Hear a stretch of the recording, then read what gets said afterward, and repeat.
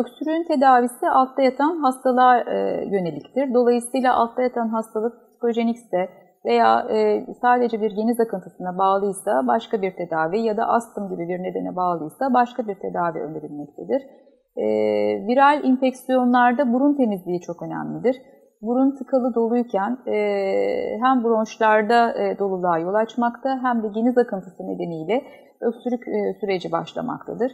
Bu nedenle özellikle geceleri uyurken burnu temiz, başının yüksek olarak yatırılması öksürükte büyük oranda çözüm sağlayacaktır. Elma suyunun yine bir olumlu etkisi olabilir. Yine bal öksürük üzerinde olumlu etkisi olmaktadır.